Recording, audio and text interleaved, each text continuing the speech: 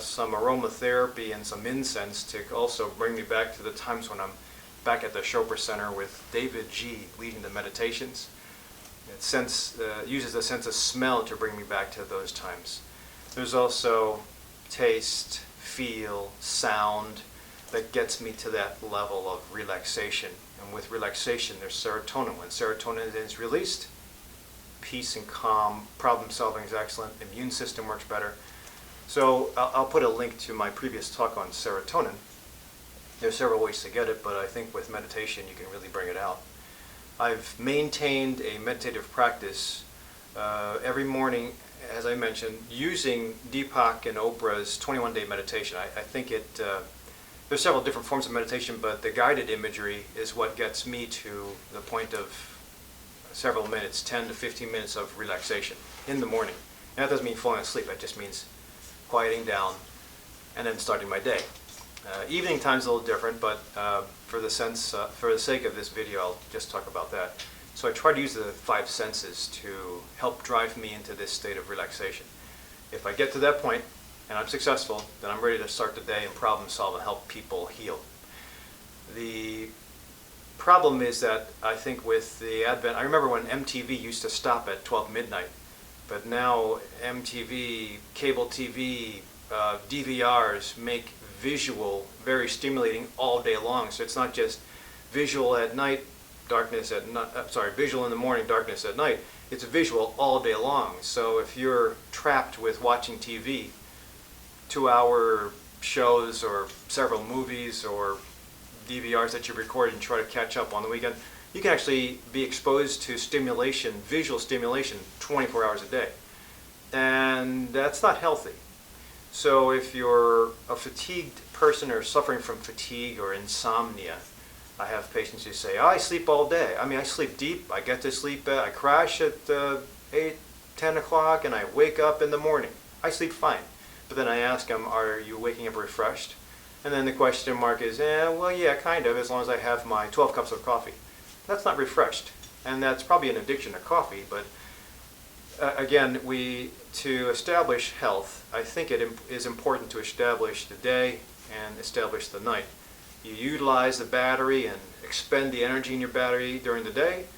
You recharge your battery at night. If you are coming off of an infection, if you're coming off of an emotional stressor, if you're coming off of jet lag, travel, then it depends on the person, but you can reset that rhythm again fairly easy if it's just jet lag, sometimes by forcing sleep and listening to the cues of sunshine in the new place that you're at. You'll kind of adopt that rhythm. Wakeful day, sleep deep at night. Again, the problem is if you're in the new place and you don't listen to that rhythm and you continue with the old rhythm from before, you're going to be sleeping at the daytime and staying awake all night, which is not healthy after a certain time. So then comes the discussion on a rhythm. I'll bring science into it, but I won't make it too confusing. There's a thing called the hypothalamus. It's an area of the brain that's the master conductor. It orchestrates talk and the other organ systems of the body. So the hypothalamus stimulates the thyroid, hypothalamus stimulates the pancreas, hypothalamus stimulates the adrenal cortex, hypothalamus stimulates the reproductive organs. And there's several other cycles or systems that occur, but those are the big ones. So if hypothalamus is given cues by the eyes that it's daytime, it'll tell these organ systems turn on. And if the hypothalamus is given cues that it's nighttime, it'll tell the system to quiet down, rejuvenate, recharge. So if we listen to that daily pattern, daytime, nighttime, and you continue, usually it'll work properly. The problem is with chronic pain, that's a stimulus for staying awake, or food groups, that's a stimulus for staying awake and sometimes crashing. You might, or stressors, you might offset that stimulus or that circadian rhythm so it's backwards, or there's a little bit of stress all day long, or there's eating all day long and all night long, or there's eating at midnight, there's eating in the middle of the night, there's taking naps that are longer than 30 minutes during the day. All these things will add to a screwed up rhythm. If there's a screwed up rhythm and it's maintained for a long amount of time, that usually leads to sleepless nights and insomnia and daytime fatigue. So again, I think the bottom line is that if you understand that there's a cycle of events that occurs, and if you go off cycle, you can get confused or confuse the system, but I think there's ways to reset the rhythm, which is what I usually tell my fatigue patients to do, is reset your rhythm. You can use the stimulus of the light and the stimulus of darkness to kind of initiate a reset. You can use meditation in the morning, meditation at night, to decrease stressors in the day and help bring on relaxation at night to reset the rhythm. You can also use food to reset the rhythm, which is a great thing in some cases. And this is where, I guess, if we talk about the bad side effects of processed food, nutrient-dense foods, then you can understand how food will encourage bad rhythm. So processed food like this cupcake. This cupcake is about 130 calories, not many calories if you're on a 1,500 calorie a day diet. Carbohydrates, about 28. Fiber, about 1 gram. So it doesn't seem too bad when you talk about just the black and white science of what a cupcake is, but it's bad carbs. And if you eat this thing middle of the night because you got nothing else to do and you think you're hungry, or you're in pain and you don't want to take a Norco again, or you don't want to take an anti-inflammatory and you want fast relief, food will give you fast relief because it stimulates a certain part of the brain that relaxes you, like marijuana or alcohol. But if you compare that, well, if you do that, you get temporary relaxation and stimulation of that part of the brain, but you also will have the side effects of that kind of food, and the hormone wave that occurred to relax you from that food will eventually drop you and make you hunt for more food, and then you're totally awake. So eating in the middle of the night, that stuff, not good. Eating natural food, this is a banana, medium-sized banana. It's cool because you can see the expiration date on this banana is coming up. The expiration date is the brownish discoloration. But just speaking on macronutrient terms, this banana, it's about 100 calories, it's about 25 grams of carbohydrates, it's about 3 grams of fiber. So it's about equal to that cupcake I just showed you. But this has sugar too, as I just mentioned. There's sugars in this, there's sugars in that cupcake. But this is usually low glycemic index. So if you have something that has a low glycemic index, relatively low, and a high glycemic index, aside from those macronutrient measurements, those measurements I just mentioned, there are side effects to eating this stuff. If I were to eat this at night, no question that the carbohydrate load in this would probably still stimulate the stomach, still stimulate the pancreas and the liver to do something. And those stimulant effects that occur when you have something and when you're not supposed to be eating, they turn on the peripheral time clock. The hypothalamus is a central time clock that orchestrates good wakefulness and good sleep. And you can reset that time clock. Reset that time clock and you'll have a better day, have a better night. You can also reset the time clock with the peripheral time clock, or that stimulates the pancreas and the stomach and the liver to start secreting and say it's time to eat. That's the peripheral time clock that sometimes people unfortunately stimulate in the middle of the night, and it will offset and have an argument with the other time clock saying, wait a minute, it's lunchtime. When the brain and seeing light or seeing darkness says, no it's not, it's supposed to be recharge time at night. So that's where the battle occurs. And when you hunt for food, or when you rely on alcohol to put you to sleep, or you have a beer at night, it stimulates, there are side effects to it, and it stimulates a gastronomic reflex, but it also stimulates secretion of gastric acids. It starts the whole process, and there are hormones that occur. So I just want, without making it too confusing, I wanted to bring out the use of light and darkness to reset the rhythm, Sometimes certain stimulants, herbally, like rhodiola or ashwagandha or ginseng, and certain herbals to stimulate sleep, like 5-HTP, melatonin, valerian, passion flower, hops.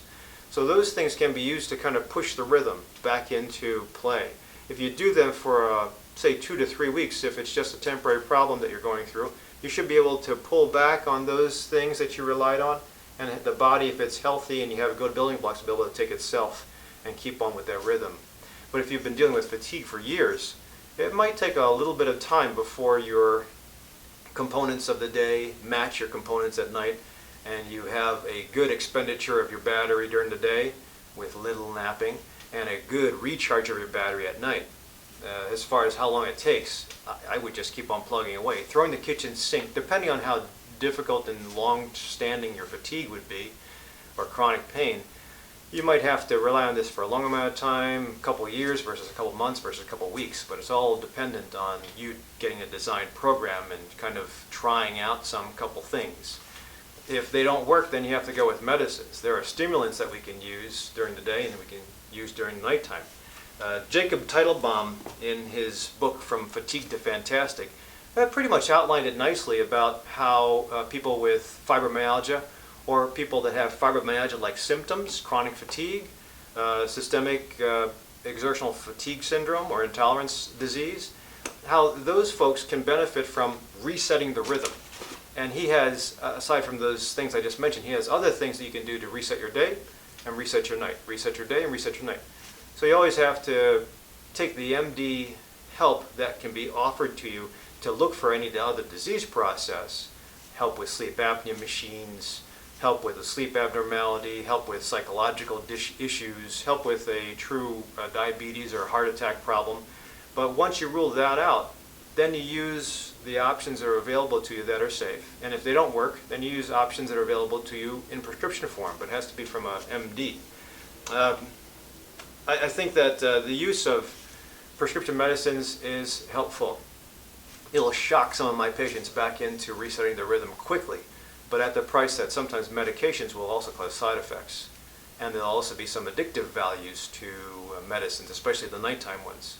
If we use stimulants during the day, whether they're prescriptions or herbs, or activities like exercise, listening to hard rock music, using the 5 senses to wake you up, you have to make sure that the side effects to all those techniques and things you rely on are low and the benefits are high. Same thing at night. If you use certain herbs, most herbs are non-addictive. If you use certain supplements, most of them are non-addictive and the side effects are low. Techniques like relaxation, breath work, 4-7-8 breathing, guided meditation, using the 5 senses to embrace deep sleep, earplugs, visual blinders, comfortable temperatures and clothing, all those things help to get you to a deeper sleep and have the brain relax. Sometimes you have to see a psychologist for helping with anxiety that might be popping up at night because of all the things you had during the day, or just the fact that you can't sleep now and they're anxious because you got to wake up in the morning. So all those things feed into it, but usually those side effects are low. The medicines that we use at night can be addictive. The benzodiazepine families are very behaviorally addictive, not physically addictive, but behaviorally addictive. So there is a reliance on those medicines. So that's why it has to be done with guidance. There are other medicines, psychological medicines, that do help with chronic pain and pain medicines. But as I mentioned with the use of alcohol, this is my last purchased beer from 2010 when I finished my marathon. And using beer to get to sleep also is not the right thing, or using any alcohol, because it might get you to sleep, but usually the alcohol will let up after about 4 to 5 hours when the liver's finished digesting it and the brain is still fired, and you wake up at 3 or 4 in the morning because alcohol is gone. So again, you have to be careful with the things that you're using, whether it's herbals, whether it's alcohol, whether it's marijuana, whether it's prescription medicines. There has to be an endpoint, and if you don't get to the endpoint, then you have to kind of reassess where you are, maybe replan with your team of doctor, healer, ancillary help, and reset the next summit. But ultimately, there's always ways to do it. Food is definitely one way to do it. As I mentioned, taking snacks at night, not healthy. using macronutrients and dividing up your day, I think, is very important. So if you're trying to reset that rhythm every single day, one of the things you can do if the light isn't enough and the dark isn't enough is to rely on your food as a source of the stimulus. So I usually will suggest my patients can try to consider more protein-based foods during the day, or heavy meals during the day, more carbohydrate-heavy meals towards the evening. Exercise should usually be during the day, and if you get sleepy during the day, you might want to consider something stimulating. I usually rely on tea, and I use loose leaf tea. I don't like bag tea. I don't think it's enough. And there is a little bit of caffeine in tea, but it is stimulating. It's relaxing. It's slow because if you drink too much and it's hot, it's not healthy. But the bottom line is that food can be used to stimulate you. Food can also be used to irritate you during the day. So that's why relying on processed food during the day will usually make the bad hormone wave come. So it might relax you a bit, but if you crash and hunt for other foods in about 2 hours, it's not healthy. You'll just be gaining weight. So be careful with the way you try to recharge the battery and reset your rhythm. I think that using food for mood is important. Understanding its value is important, but also reading and getting educated on how to break down. This is David Katz's book. This is a great book for figuring out how food can be irritating to certain systems and medical diseases, and how food in use with science. He's a great guy, Yale graduate. I saw him lecture at a talk in Chicago, and I'll put a link to that. Great guy who uses food to not only help his adults, but also help his kids, public health servant, and does great work and information. So might be another source to rely on in case you like to read or want to learn about how you can affect getting back to a normal pattern.